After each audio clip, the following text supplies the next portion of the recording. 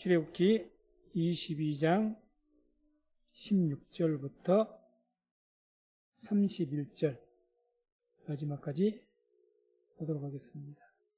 22장 16절부터 31절까지 말씀을 함께 합독합니다. 사람이 정언하지 아니한 처녀를 꾀어 동침하였으면 빙패를 들여 아내로 삼을 것이요 만일 그 아비가 그로 그에게 주기를 거절하면 그는 처녀에게 빙패하는 일례로 돈을 낼지니라. 너는 무당을 살려두지 말지니라. 짐승과 행음하는 자는 반드시 죽일지니라. 여호와 외에 다른 신에게 희생을 드리는 자는 멸할지니라. 너는 이방 나그네를 압제하지 말며 그들을 학대하지 말라.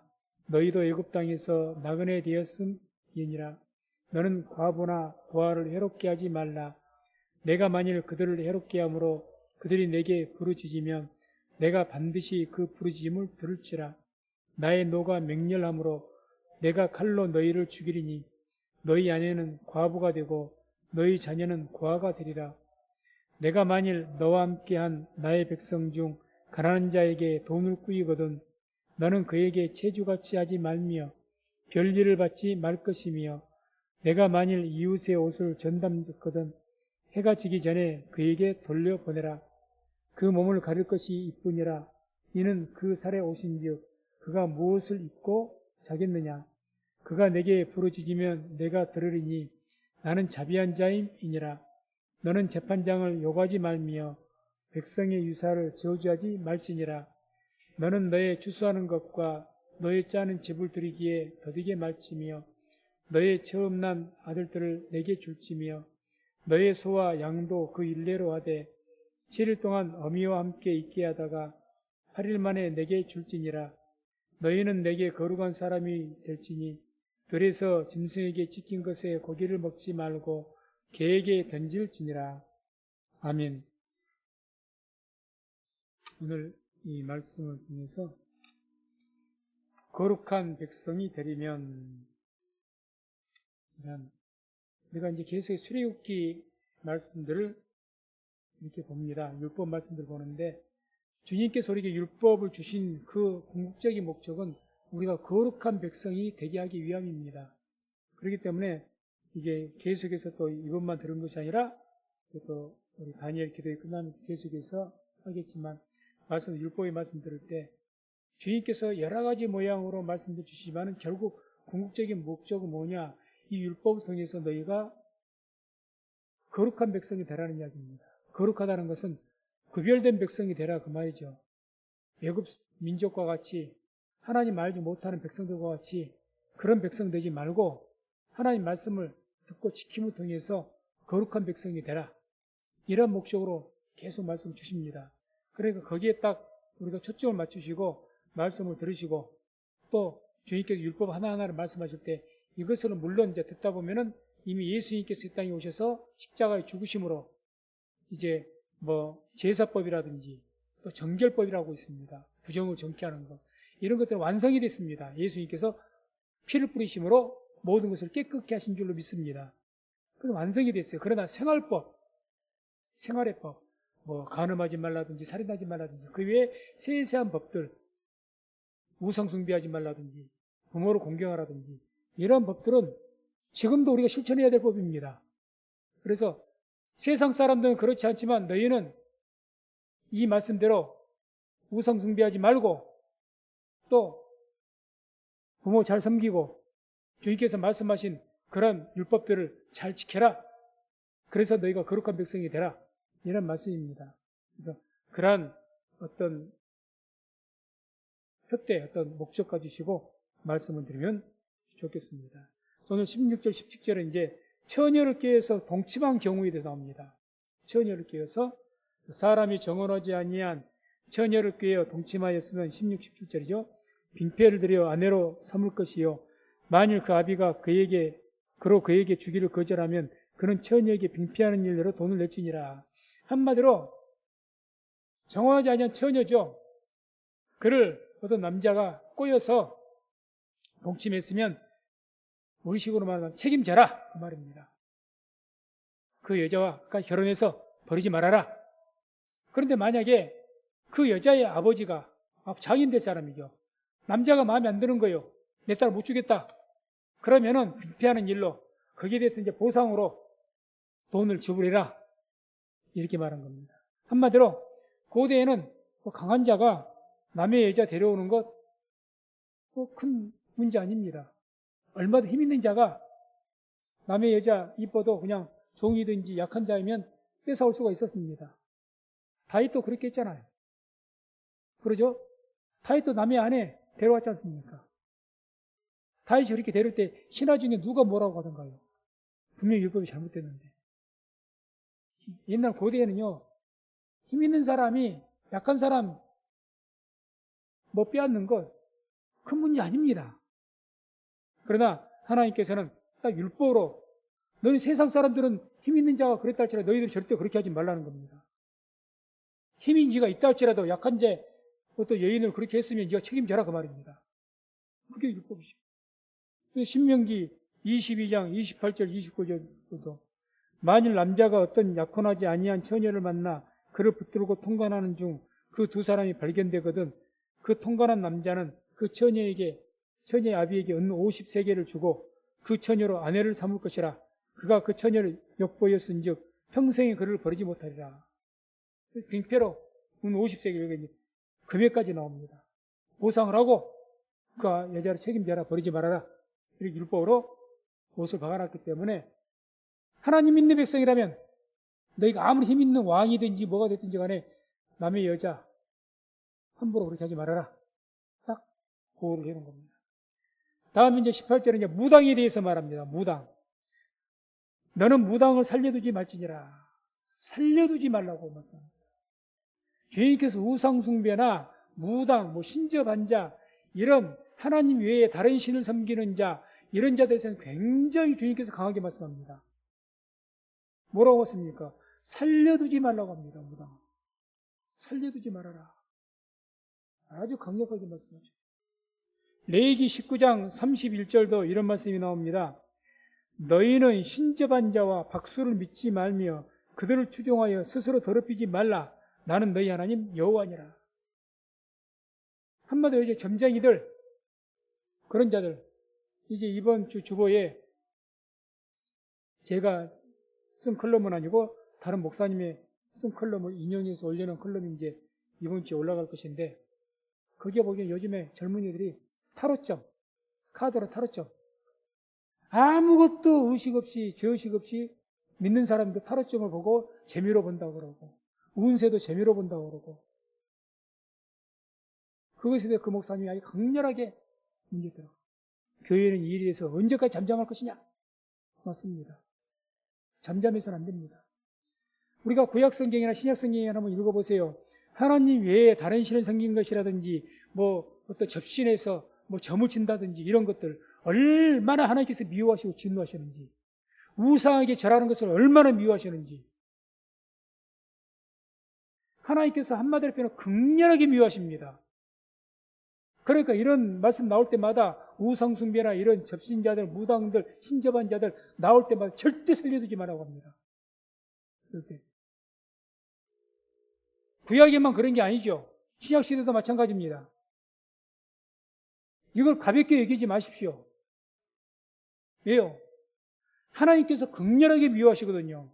적어도 우리가 하나님을 사랑하고 믿는 사람들이라면 최소한 우리가 하나님께서 극렬히 미워하시는 것은 우리가 근처도 안 가야죠. 그 모양이라도 흉내를 내지를 말아야죠.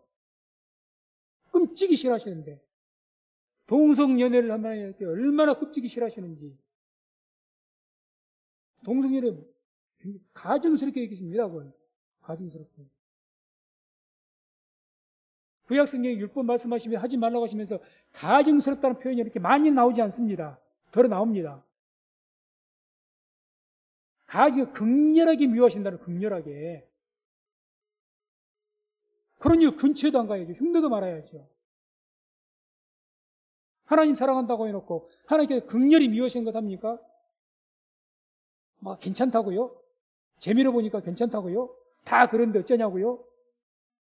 세상 사람들 다 좋아해도 하나님은 싫어하십니다. 분명합니다. 그래서 우리가 경계해야 됩니다. 조심해야 됩니다. 하나님께서 긍휼히시간 것은 그거 하나님께서 진노의 숯불을 우리 머리에 쌓아뒀다가 한순간에 쏟아부어버립니다. 우습게 생각하지 마십시오. 절대 우리가 그것에 대해서는 용납하거나 양보해서는 안 됩니다.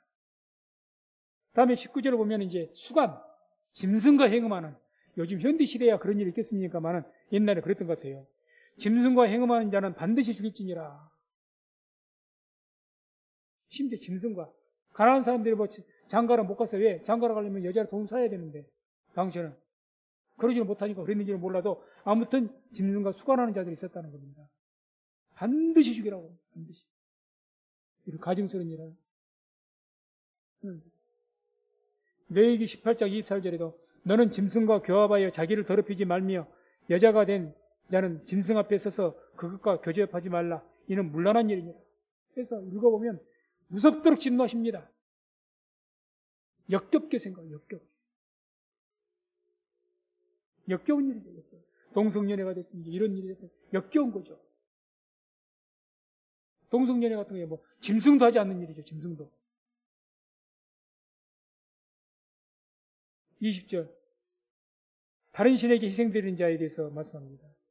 여호와 외에 다른 신에게 희생을 드리는 자는 멸할지니라. 멸하라 그럽니다. 죽이라 이 정도의 말이에요. 멸하단 말은 완전히 없애버리라는 겁니다. 흔적을 없애버리라는 겁니다. 죽이라는 말씀보다 더 무섭습니다. 돈을 쳐서 죽이라 이 말씀보다 더 멀어서 멸하라는 것은 그 가족 전체를 없애라 그 말이 될 수도 있는 거예요. 흔히 우리가 옛날에 왕을 거기 가면 삼족을 멸한다고 했잖아요. 삼족을. 멸해라. 더 무서운 말이에요, 이것은. 한 사람을 죽일지니라 이 말씀보다 더 무서운 겁니다. 훨씬. 다른 신에게 희생 드리는 자, 제사 드리는 자, 특히 피 흘리는 제사 드리는 자. 그런데 우리가 가만히 보면 고대 그 미개한 자들이 제상 지내는 거 보면은 묘하게 피를 흘리는 제사들이 많습니다. 참 묘해요. 희한하죠? 아마 그게 창세 때부터 이 피 흘리는 제사는 언제부터 시작됐습니까? 창세 때부터 시작됐습니다. 그러죠? 창세 때부터 시작됐어요. 하나님께서 처음에 이미 그 본을 보이셨죠. 가죽옷을 아담과 하와에게 지으셨다는 것은 뭘 했다는 겁니까? 짐승을 잡으셨다는 거예요. 그 이후에 계속해서 셋이 하나님 앞에 제사를 드리고 타했을 때 어떻게 제사 지냈습니까? 아벨이 어떻게 제사 지냈습니까? 짐승 제사 지냈잖아요. 이미 태초부터 고대로니까 아마 이게 이제 흘러가면서 믿지 않는 자들에게도 그런 것을 이렇게 뭐 흉내를 냈다고 할까요? 그렇게 하면서 그 피 흘린 제사, 하나님 앞에 그 피 흘린 제사가 드려야 되는데 우상에게 그 피 흘린 제사를 드리는 거죠. 아무튼 그건 이제 멸해라. 피에는 생명이 있기 때문에. 그래서 아무튼 이런 뭐 다른 신에게 제사를 드리든지 뭐 점을 치든지 우상에 대한 것이라든지 뭐 또 수간, 동성연애 이런 성적인 아주 가증한 범죄라든지 이런 것에 대해서는 교회가 끼어서 막아야 됩니다. 안 그러면 교회 영혼을 갉아먹습니다. 개인의 영혼 하나님 앞에 큰 징계받습니다. 단순한 범죄와 다릅니다. 다음에 이제 21절 보면 나그네에 대한 교리죠. 너는 이방 나그네를 압제하지 말며 그들을 학대하지 말라. 너희도 애굽 땅에서 나그네이었음이니라. 이방 나그네들. 그러니까 한마디로 좀 나라 없이 돌아다니는 떠돌이들. 오늘날에도 참 많죠. 우리나라에도 나라가 가난해서 옛날 우리나라도 가난했을 때 독일로, 프랑스로, 유럽으로 인력 수출버렸지 않습니까? 탄광, 간호사 그런 것들은 유럽에는 잘 사는 나라이기 때문에 3D 업종이거든요. 힘든 업종에 일을 안 해요. 사람이 없어. 그러다 보니까 이제 값싼 인력을 불러들였는데 그게 바로 이제 그 중에 한 가지가 우리 한국 사람들이 있습니다. 많은 우리 자매들이, 여자분들이 독일로 간호사로 많이 갔고 또 광부로 많이 왔고 또 옛날에 중동품 밀었을 때 얼마나 한국 사람들이 그 중동의 떼약빛에서 노동자로 갔습니까? 가난하니까 남의 나라에서 돈 벌겠다고. 그런 분들 같은 것이 나그네죠. 근데 그때 학대하지 말아라. 오늘날 우리 나라에 들어와 있는 외국인들 혹시라도 만나면 친절하게 대하십시오. 친절하게. 내가 그를 부리고 내가 그 사람을 돈 주고 한다면 후하게 대해주고 값싼 노동력이다 고 그냥 막 함부로 대하지 말고 그렇게 해야 돼요. 다음에 이제 22절, 24절 보면 고아와 과부에 의해서 말씀합니다. 고아와 과부. 너는 과부나 고아를 해롭게 하지 말라. 내가 만일 그들을 해롭게 함으로 그들이 내게 부르짖으면 내가 반드시 그 부르짖음을 들을지라. 나의 노가 맹렬함으로 내가 칼로 너희를 죽이리니 너희 아내는 과부가 되고 너희 자녀는 고아가 되리라. 특별히 주님께서는 고아와 과부에 대해서는 굉장히 좀 강하게 말씀을 합니다. 고아와 과부 가장 약한 자의 대명사였습니다. 그러잖아요. 보호자가 없는. 그러니까 너희가 해롭게 하면 그래서 그들이 내게 부르짖으면 그 고아와 과부 같은 아무 힘없는 분들이 그냥 핍박을 해서 그것 때문에 하나님께 부르짖으면 내가 그 기도를 반드시 들으시겠다는 거예요. 뭐라고 하십니까? 나의 노가 맹렬함으로 내가 칼로 너희를 죽이리니 이렇게 표현합니다. 가만두지 않겠다는 거죠. 그래서 하나님께서는 누구의 편이십니까? 약자의 편이십니다. 하나님 약자의 편이십니다. 법이 그렇습니다. 법이 먼저. 법이. 약자를 보호하시는 약자를. 약자 보호입니다. 약자를 괴롭힌 자에 하나님께 맹렬하게 노하십니다. 맹렬하게. 그래서 이 과부 같은 경우는 이 창세기 보게 되면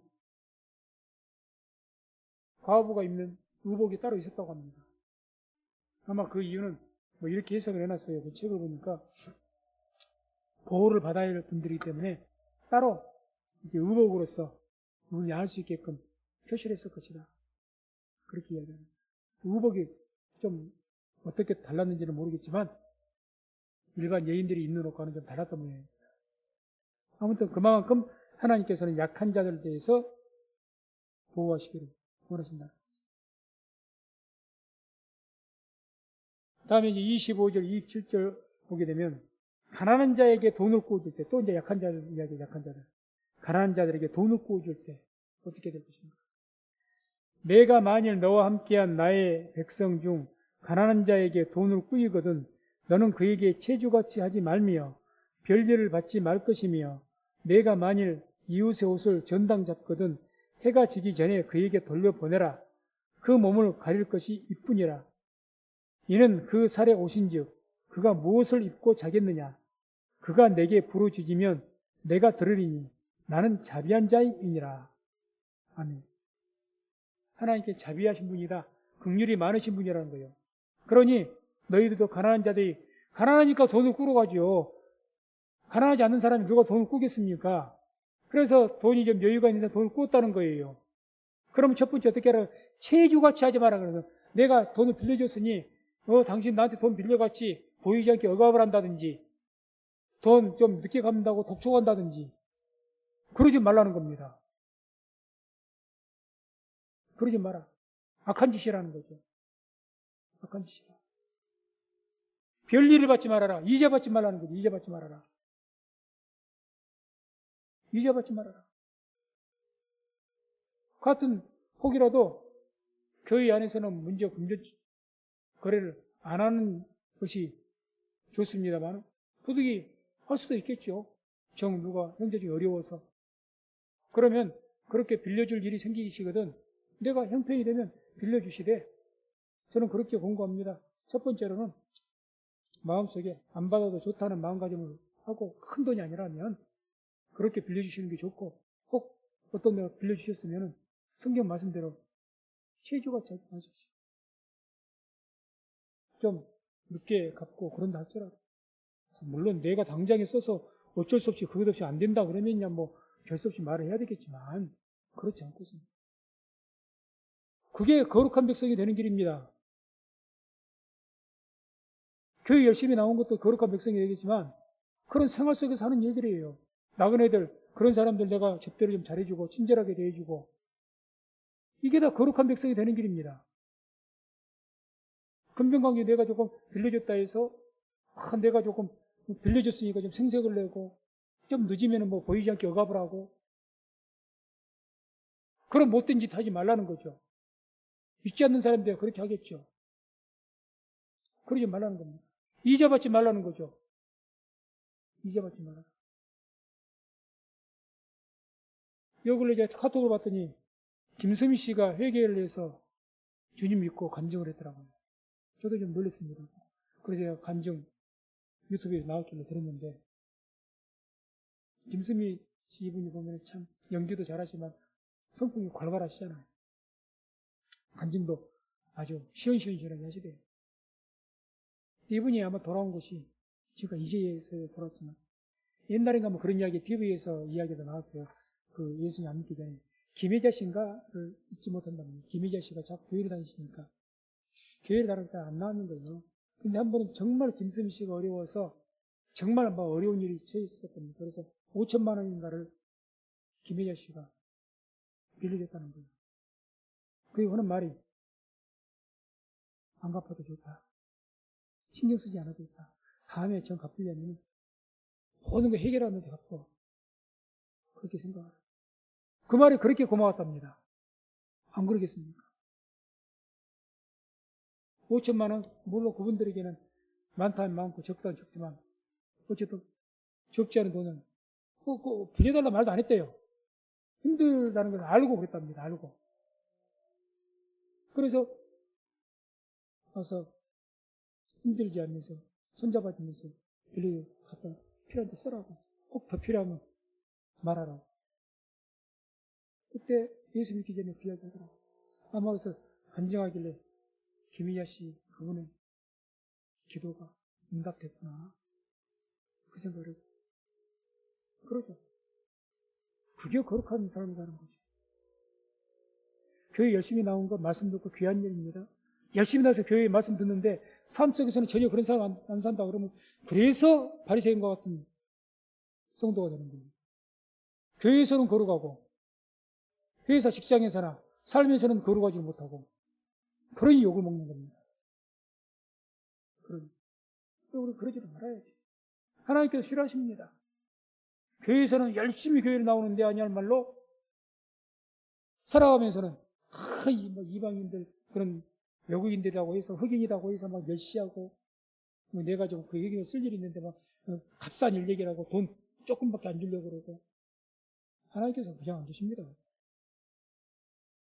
어려운 사람들인데 고아인데 힘들고 어려운 사람들 노숙자들인데 무시하고 하나님께서 그냥 안 주십니다. 왜? 그런 자들 편이시거든요. 그런 자들 불쌍히 여기신 분이 하나님이시거든요. 어려운 사람한테 돈을 빌려줬어요? 돈 좀 빌려줬다고 그냥 막 닥달을 하고 이자 받고 악한 짓입니다. 악한 짓. 레위기 25장 35절 37절 보면 또 이런 말씀이 나옵니다. 내 동족이 비난하게 되어 빈손으로 내 곁에 있거든 너는 그를 도와 객이나 우거하는 자처럼 너와 함께 생활하게 하되 너는 그에게 이식을 취하지 말고 내 하나님을 경외하여 내 형제로 너와 함께 생활하게 할 것인즉 너는 그에게 이식을 위하여 돈을 꾸이지 말고 이익을 위하여 식물을 꾸이지 말라. 내 동족이 한 형제죠. 옛날 같으면 이스라엘 백성들을 같은 동포로 말하겠지만 우리 같으면 같은 예수 믿는 성도들입니다. 비난하게 대해서 빈손으로 가난한 가운데 네 옆에 있다면 그를 도와줘라는 거예요. 도와줘라. 그를 도와 객이나 우고하는 자처럼 내 옆에서 함께 살아. 이렇게 해라. 도와주라는 거죠. 도와줘. 또 너에게 뭔가 빌려주시면 이식을 취하지 마라. 이자 받지 말아라. 이자 받지 마라.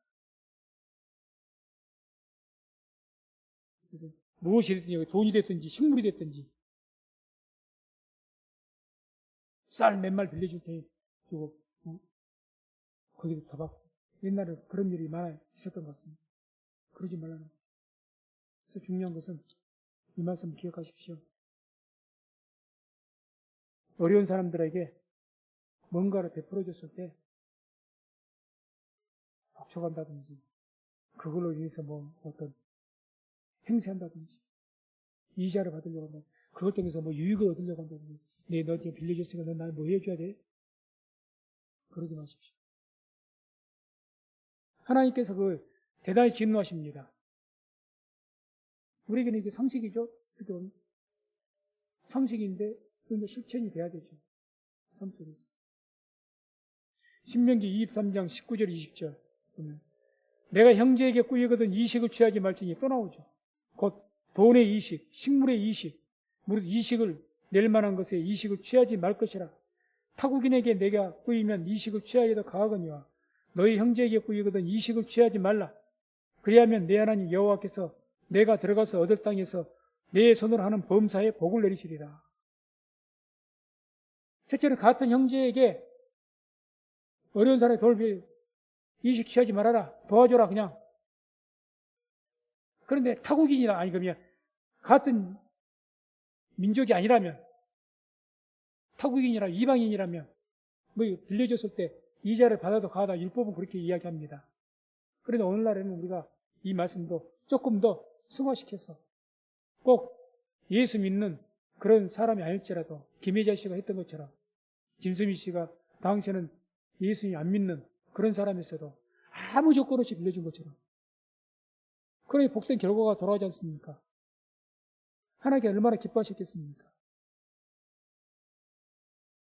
우리도 꼭 교회 안에는 믿는다고 해서 뿐만 아니라 불신자라도 내가 가까이 알고 그 어려운 사람이 있으면 빌려주게 되면 이자 받지 말고 뭐 금융업 합니까? 이자 받게요. 금융업으로 기업으로 은행과가 전되는 기업이니까 할 수가 없는 것이죠. 개인이 하는 것이 아니니까.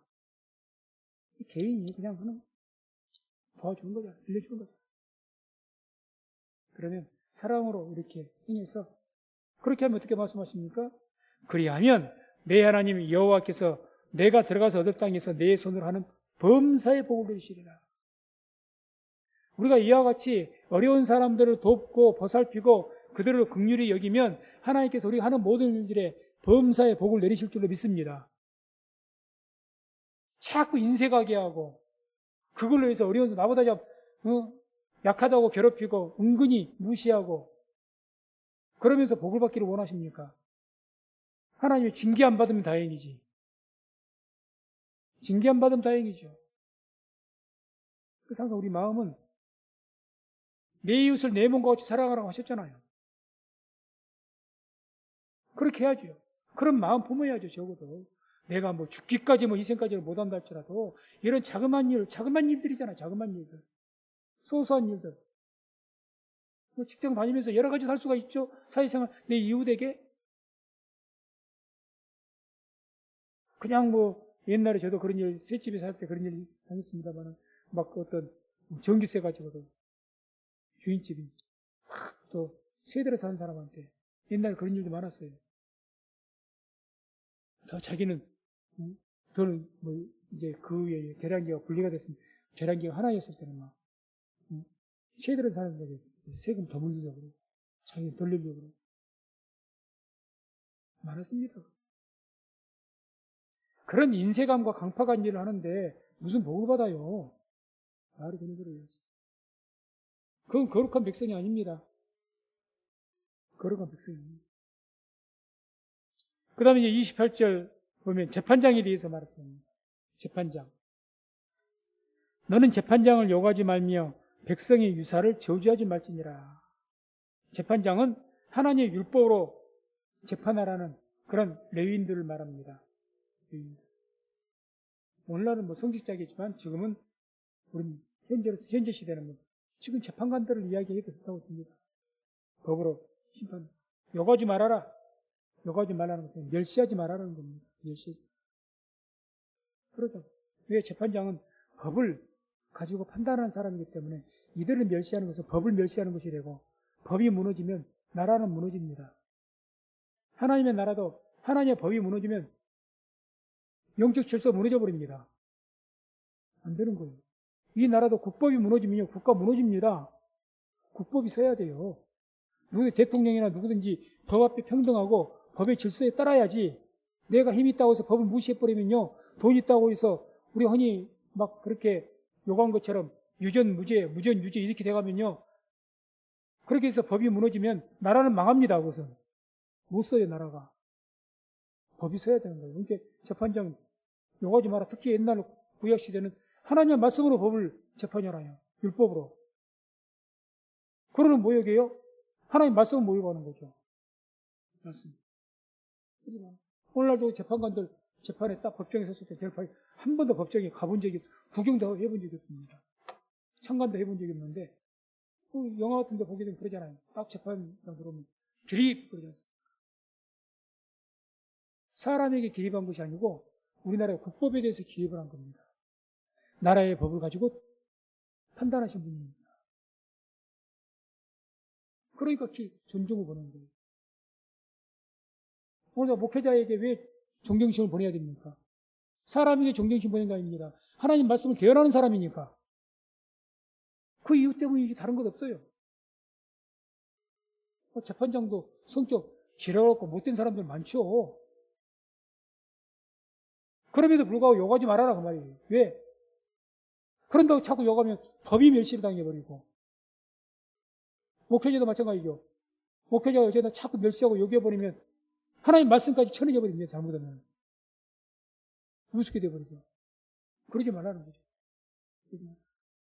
백성이 유사를 저주하지 말라. 유사는 이제 요즘 같으면 어떤 관리들을 말할 겁니다. 또는 어떤 지도자급에 있는 사람들.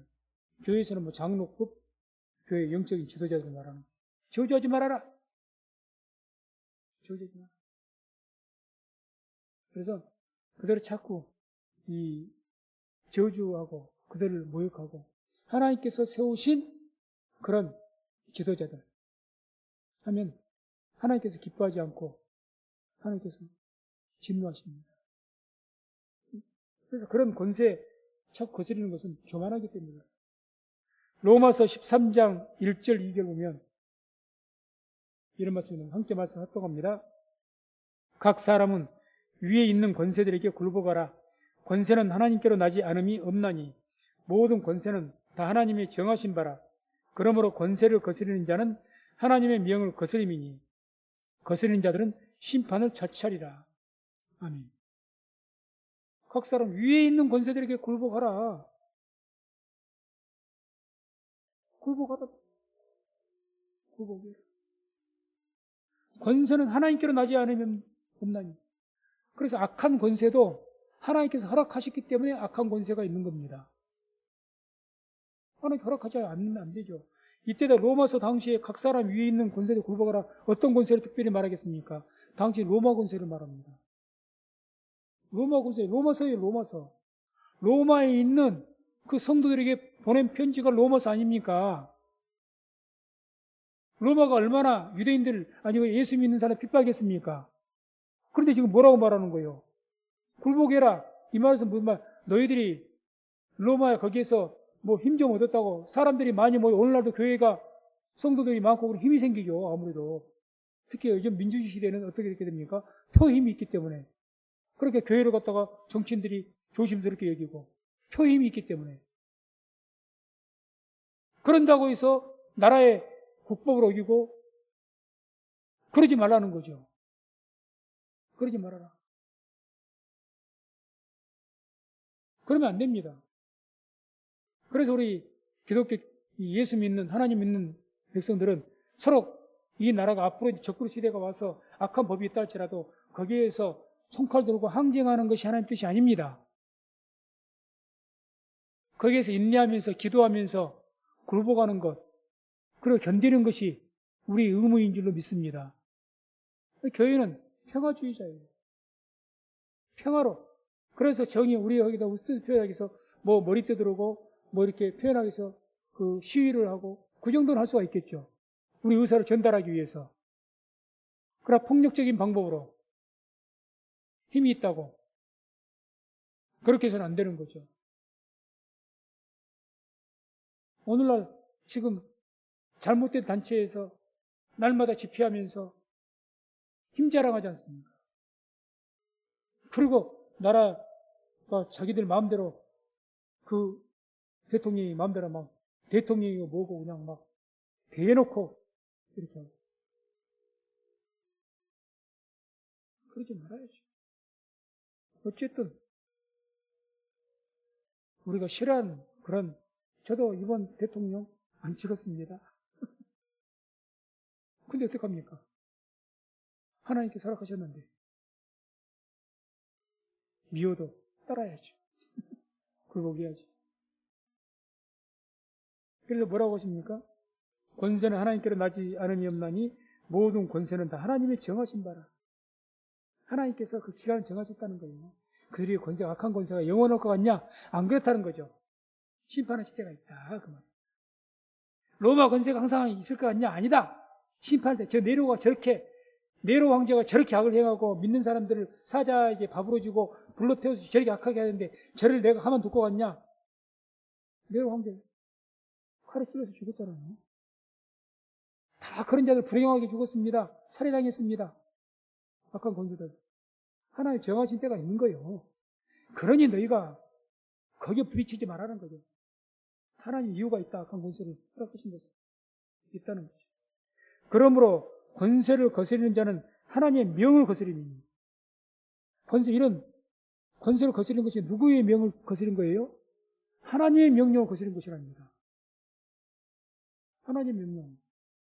그러니까 이 나라 법이 서로 내 마음에 안 맞는 법이 있다 할지라도 거기에 따르시기를 바랍니다. 따라야죠. 이 법 따라야죠. 굴복해야죠. 될 수 있겠습니까?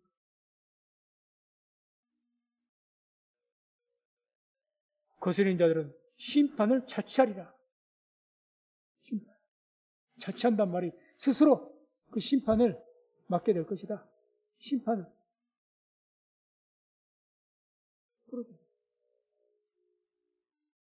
그래서 저도 여기에 대해서는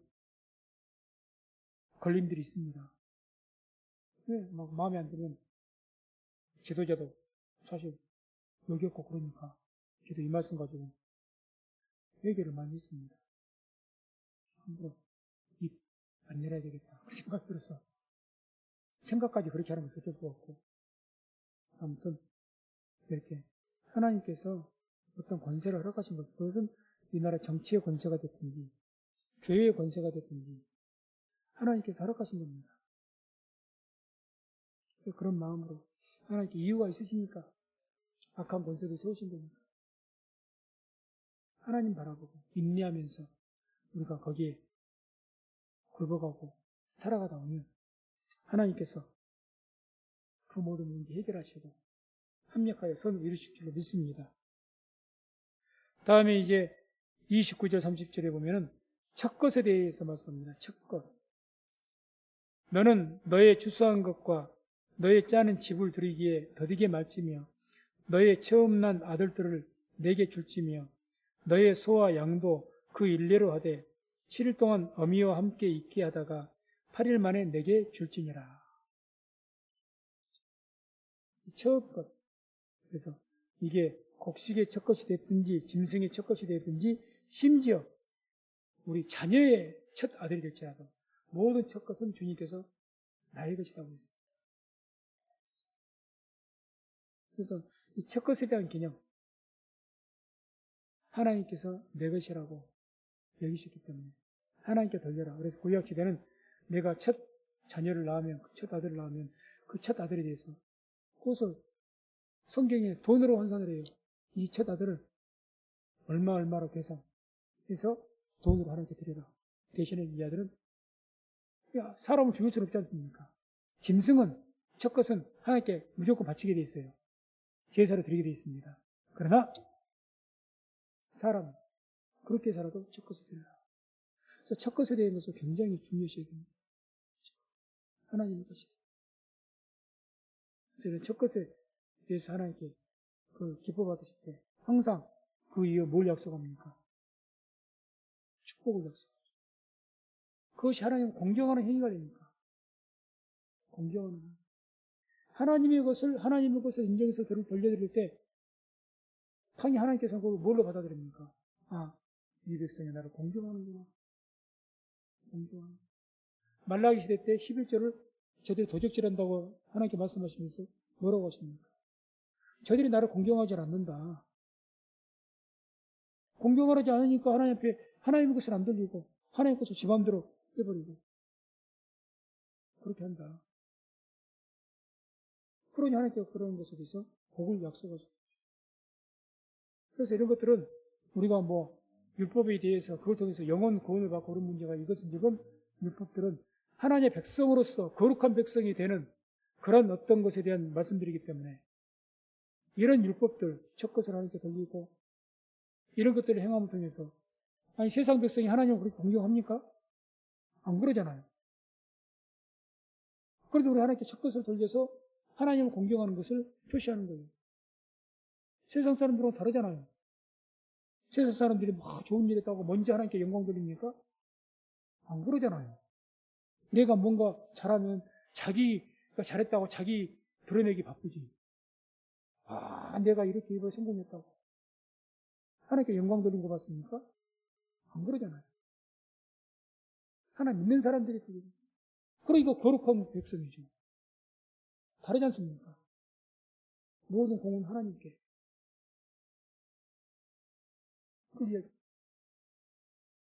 다음 이제 31절 보게 되면 짐승에게 찢긴 고기에 대해서 너희는 내게 거룩한 사람이 될지니 들에서 짐승에게 찢긴 것의 고기를 먹지 말고 개에게 던질지니라.